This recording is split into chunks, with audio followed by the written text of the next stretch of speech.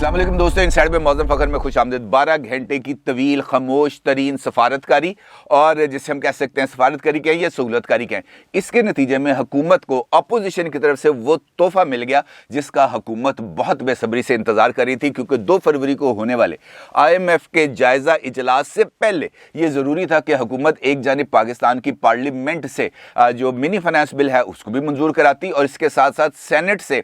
मंजूर करवाती state bank की खुद मुख्तारी का बिल। और आखिरकार हुकूमत और अपोजिशन की बाहमी मिली भगत से पाकिस्तान के अवाम पर वो बम गिरा दिया गया, जिसके नतीजे में अब स्टेट बैंक पाकिस्तान की खुद उमाले हुकूमत के कंट्रोल से न सिर्फ बाहर चला जाएगा, बल्कि ये वाक़तन अब अगियार की, जिसको शहबाज शरीफ साहब ये लफ्ज़ बड़ी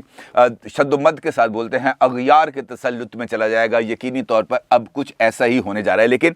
ये जो एक वोट की बढ़तरी मिली है हुकूमत को, इतनी तवील सफारतकारी सहूलतकारी अपोजिशन के भरपूर ताउन के बावजूद, ये हुकूमत के लिए भी यकीनी तौर पर एक बहुत बड़ा लम्हा फ़िक्री है। अब चाहे हुकूमत ये कहे कि जनाब अपोजिशन किसी काम की नहीं, या अपोजिशन ये कहे कि हमें बेखबर रखा गया था, तमाम बातें बेमानी हैं, क्योंकि एंड ऑफ द डे ये बात तय हो चुकी है कि सेनेट के अंदर अपोजिशन की अक्सरियत होने के बावजूद, और अक्सरियत कोई 1-2 वोटों की नहीं, 14 मेंबर्स की सिक्का बंद अक्सरियत होने के बावजूद अपोजिशन इस एक बिल को रोकने में कतई तौर पर नाकाम रही है। अब इसके लिए वजूहात हुकूमत या अपोजिशन जो मर्जी तय करें, लेकिन ये जो बिल पास हो गया, ये यकीनी तौर पर पाकिस्तानी अवाम की शिकस्त के अलावा कुछ नहीं। इस बिल की मंजूरी के अंदर जहां पर खामोश सफारतकारी की गई, सहूलतकारी की गई, वहां पर कुछ और भी डेवलपमेंट्स हुई, कुछ और रात गए राब्ते हुए, और ये राब्तों का सिलसिला कल शाम 4 से 5 बजे से इसका आगाज़ होता है, और रात 11 साढ़े 11 बजे तक ये राब्ते जारी रहते हैं। और उसके नतीजे में हुकूमत ने वो तमाम अपना जो नंबर्स थे उसको किसी न किसी हद तक पूरा किया। ये सहूलतकारी किसने की, किस किस तरीके से, कहाँ कहाँ पर किस किस बंदे के साथ रब्ता किया गया, इस सारी सूरत हाल पर बात करूंगा। लेकिन उससे पहले एक अफसोसनाक खबर है जो आपके साथ शेयर करूंगा, और यकीनी तौर पर आपको नेशनल मीडिया से मिल भी गई होगी। और मामला है केच का, बलूचिस्तान, जहां पर एक चेक पोस्ट पर दहशतगर्दों का हमला हुआ, और उसके नतीजे में 10 FC एहलकार शहीद हो गए। ISPR के मुताबिक जो सिक्योरिटी फोर्सेस हैं उनकी तरफ से जवाबी कार्रवाई भी की गई, और एक दहशतगर्द को हलाक किया गया, और कई उसके अंदर ज़ख्मी होने की इतलात हैं। और ISPR के मुताबिक इस मामले पर अब इंक्वायरी भी जारी है और दहशतगर्दों के खिलाफ ऑपरेशन भी जारी। और दिलचस्प बात यह है कि हमारे वफाकी वज़ीर दाखिला शेख रशीद अहमद साहब ने कल ही BBC को जो एक इंटरव्यू दिया था, जो कल BBC ने अपनी वेबसाइट पर नशर किया, उस इंटरव्यू के अंदर शेख रशीद अहमद साहब इस बात का बरमला एतराफ़ कर रहे हैं कि सिक्योरिटी की सूरत हाल हमारे लिए बहुत बड़ा चैलेंज भी बन रही है। और इसके साथ साथ जब उनसे ये सवाल किया गया कि कालादम TTP के साथ जो आपके मुज़ाकरात चल रहे थे वो कहाँ तक पहुँचे, तो शेख रशीद अहमद साहब ने उसका जवाब दिया कि जनाब अब हमारे किसी किस्म के राब्ते नहीं हैं, क्योंकि जिस फरीक ने सालसी का किरदार अदा करना था और जहां से जंग बंदी ने एग्जीक्यूट होना था, वहां पर अब कुछ डेडलॉक पाया जाता है, जिसकी वजह से हम इस मामले पर अब आगे नहीं लेके जा रहे। लेकिन इसके साथ साथ जो इतलात मिल रही हैं इस वक्त वो ये हैं कि एक जिरगा बनाया गया था सरकार की तरफ से, और उस जिरगे के ज़रिए राब्ता किया गया कालादम TTP के साथ, और उनसे कहा गया कि आप हमारे साथ पाकिस्तान के अंदर ये जो इस वक्त एक अमन व अमान की एक कैफियत पैदा हो चुकी है, इस हवाले से हमारे साथ बात करें। तो जिस पर जवाब ये दिया गया उस जिरगे को कि जनाब इस पाकिस्तान के साथ और पाकिस्तान की हुकूमत के साथ जो हमारी बातचीत है ये बज़रिया हो रही है अफ़गानिस्तान में तालिबान की हुकूमत और उनके जो ज़िम्मेदारान हैं उनके ज़रिए वही सालसी का रोल प्ले कर रहे हैं। लिहाजा आप हमसे बराह रास्त रब्ता करने की बजाय बड़ों से रब्ता करें हमारे, और उसके बाद हम आपके साथ अगले किसी मामले पर आएंगे और वही हमें आगे से हदायत देंगे। तो ये जो जरगा बनाया गया था मुज़ाकरात के लिए तालिबान से, ये जरगा हो गया नाकाम। अब एक जानिब हुकूमत बैक चैनल्स के ज़रिए TTP को दोबारा इंगेज करने की कोशिश कर रही है, और दूसरी जानिब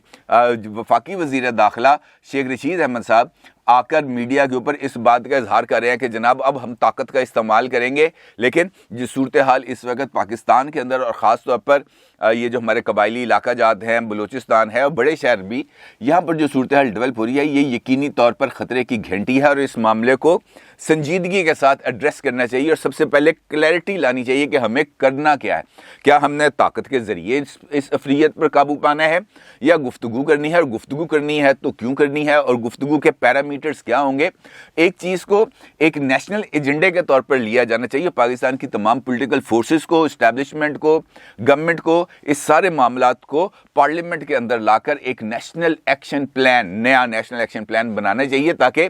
ایک یکسوئی آئی، ایک کلیئرٹی آف مائنڈ آئے، تاکہ معاملات آگے بڑھ سکیں اور پھر ایسی ہڑبونگ نہ مچے جس طریقے سے یہ سینٹ کے اجلاس میں مچی، کیونکہ یہ بات تو سب کو معلوم تھی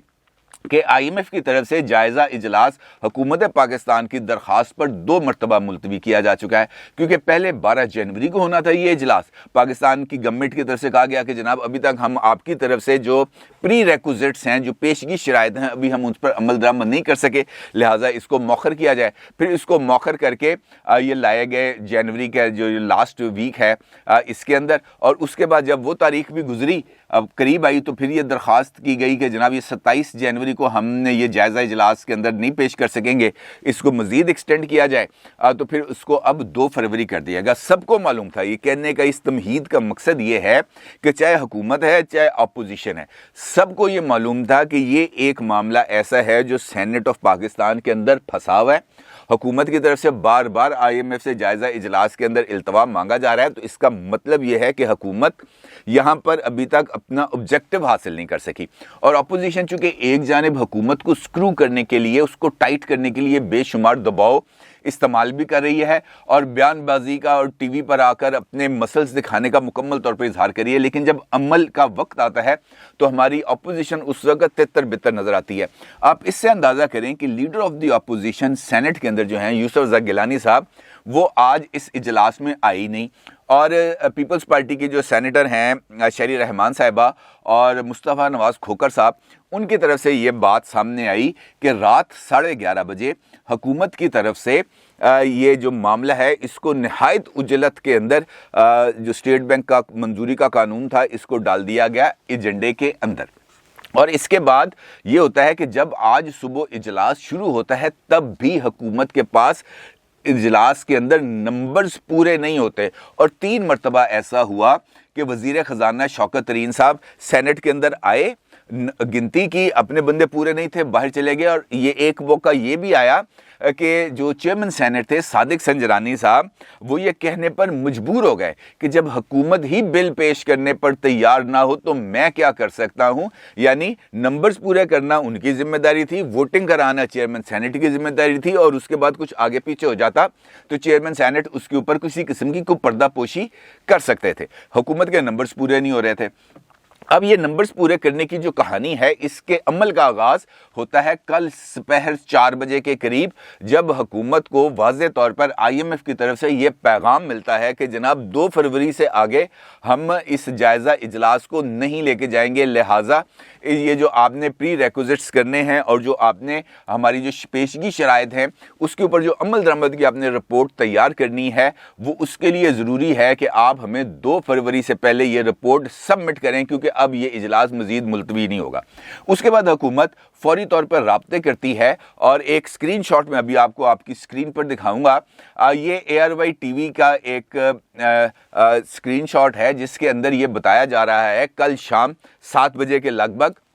کہ حکومت کی طرف سے اپوزیشن کے 4 اراکین سے رابطہ کیا گیا ہے اور ان کو اس اجلاس سے غیر حاضر رہنے پر آمادہ کیا گیا ہے، اور اس کے ساتھ ساتھ حکومت کے جو 2 سینیٹرز جو ناراض تھے ان کے ساتھ بھی رابطہ کیا گیا ہے، اور ان کو یہ کہا گیا ہے کہ جناب آپ اجلاس میں آ جائیں۔ اب ایک جانب اپوزیشن یہ کہتی ہے کہ یہ معاملہ ایجنڈے پہ لایا گیا رات 11:30 بجے، دوسرا جو نیشنل میڈیا ہے اس کے اوپر یہ تمام تر چیزیں آ رہی تھیں شام 4 بجے سے لے کر 7 بجے تک کہ حکومت کی طرف سے کون کون سی ڈیولپمنٹ ہو رہی ہیں اور کس کس طریقے سے حکومت اپوزیشن کے سینیٹرز کے ساتھ رابطے میں ہے۔ اب اگر اس صورتحال کے اندر ہماری اپوزیشن جماعتیں یہ کہیں کہ ہمیں تو اس بات کا اندازہ ہی نہیں تھا، ہمیں انہیں پتہ ہی نہیں تھا کہ اسلام آباد میں کیا ہو رہا ہے اور ان کے اراکین کے ساتھ رابطہ کیا جا رہا ہے، تو یہ ایک سفید جھوٹ کے علاوہ کچھ نہیں۔ حقیقت یہ ہے کہ اپوزیشن کو تمام تر صورتحال کا ادراک تھا اور حکومت اور اپوزیشن دونوں نے مل کر ان فیکٹ یہ اس بل کو پاس کرایا۔ اب اگر آپ غور کریں تو حکومت کی طرف سے بھرپور کوششیں کی گئیں کہ یہ سینٹ کے اندر یہ جو اسٹیٹ بینک کی خود مختاری کا قانون ہے اس کو منظور کرایا جائے۔ 3 مرتبہ وزیر خزانہ آئے اور 3 مرتبہ چلے گئے۔ چوتھی مرتبہ ایسا ہوا کہ جب اس کو بل کو پیش کرنے کے لیے تحریک پیش کی گئی تو اس وقت حکومت اور اپوزیشن دونوں کے 43 ووٹ موجود تھے، یعنی جب اجازت لی گئی کہ جناب یہ بل کو پیش کیا جائے تو اس کے لیے ووٹنگ ہوئی تو دونوں طرف سے 43 اراکین موجود تھے، اور چیئرمین سینٹ صادق سنجرانی صاحب نے اس معاملے میں اپنا کاسٹنگ ووٹ استعمال کیا حکومت کے حق میں اور اس بل کو پیش کرنے کی منظوری دے دی گئی۔ اب جس وقت یہ بل منظور کیا جا رہا تھا تو دلچسپ بات یہ بھی ہے کہ اپوزیشن کا ایک رکن یعنی ANP کے ایک سینیٹرز اس تحریک کے بعد ایوان سے نکل گئے، اور دوسری طرف اب حکومت کا ایک سینیٹر وہ بھی نکل گیا، تو اس کے نتیجے میں یہ جو اراکین کی تعداد ہے یہ کم ہوگی 43 سے یہ ہوگی 42۔ جب ووٹنگ کی نوبت آئی اسٹیٹ بینک کے حوالے سے تو دونوں طرف سے 42 ووٹ نکلے، اور اس کے بعد پھر جو ہے چیئرمین سینٹ صادق سنجرانی صاحب انہوں نے اپنا ایک مرتبہ پھر کاسٹنگ ووٹ استعمال کیا، اور وہ بھی استعمال کیا حکومت کے حق میں، اور اس کے نتیجے میں یہ بل پاس ہو گیا۔ اب بل پاس ہو گیا اور اس کے ساتھ ساتھ اپوزیشن کی دھلائی کے عمل کا بھی آغاز ہو گیا، کیونکہ ایک ایسی جماعت، ایک ایسا اپوزیشن جس کی سینٹ کے اندر 64 اراکین کاغذوں کے اندر موجود ہیں، جو نیشنل وہ جو لیڈر آف دی اپوزیشن ہیں انہوں نے اپوزیشن اراکین کی جو فہرست چیئرمین سینٹ کے سیکریٹریٹ میں جمع کرائی اس کے اندر 64 اراکین موجود ہیں، جبکہ 64 کی جو اکثریت ہے اس کو کسی بھی طریقے سے چیلنج نہیں کیا جا سکتا، لیکن جب حکومت وقت کو ضرورت پڑتی ہے خاموش سہولت کاری کے ذریعے یہ تمام جو ان کو جو بینیفٹس ہیں اس کے وہ نہ صرف پرووائڈ کیے جاتے ہیں بلکہ ہماری جو اپوزیشن جماعتیں ہیں یہ ایک دوسرے کا منہ دیکھنے رہ جاتی ہیں۔ اب اس صورتحال میں یقینی طور پر حکومت کی طرف سے ڈھول بجانا تو بنتے ہیں، اور ان کے ڈھولچی آ جاتے ہیں میدان میں۔ فواد چودھری صاحب نے بھی ٹویٹ کر دیا، شہباز گل صاحب نے بھی ٹویٹ کر دیا، اور دونوں نے وہ جو ڈھول ہے اس کی سٹک کے ساتھ